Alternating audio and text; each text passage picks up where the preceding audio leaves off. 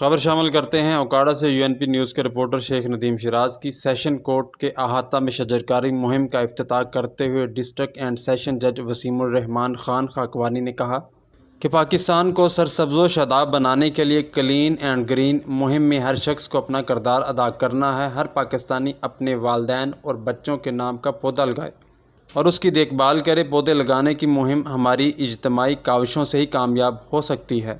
پاکستان کا ہر شہری اس مہم کی کامیابی کے لیے کوشاں ہے۔ وطن عزیز کا مستقبل شجرکاری سے ہی جڑا ہوا ہے۔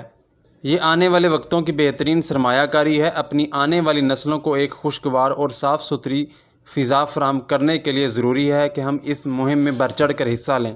انہوں نے کہا کہ درخت لگانے کے مثبت اثرات پورے ملک میں محسوس ہوں گے۔ ہمیں آنے والی نسلوں کو ایک صحت مند، سرسبز اور صاف پاکستان دینا ہے، جس کے لیے ہمیں متحد ہو کر آگے بڑھنا ہے اور درخت لگانے کی مہم کو کامیاب بنانا ہے۔ پاکستان کا مستقبل نوجوان نسل سے جڑا ہوا ہے۔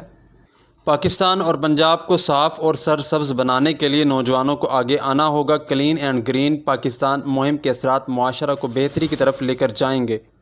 بازان ڈسٹرکٹ اینڈ سیشن جج وسیم الرحمان خاکوانی، ڈسٹرکٹ اینڈ سیشن جج اعجاز احمد عبدالستار، میڈم فرحت جبیں، میاں Ahmad Iqbal, Shahbaz Ahmad کھگا، staff officer Shabbir Ahmad, civil جج صاحبان نے سیشن کورٹ کے احاطہ میں فائیکس کے پودے لگائے۔ اس موقع پر SDO فارسٹ افتخار حسین جنجوا بھی موجود تھے۔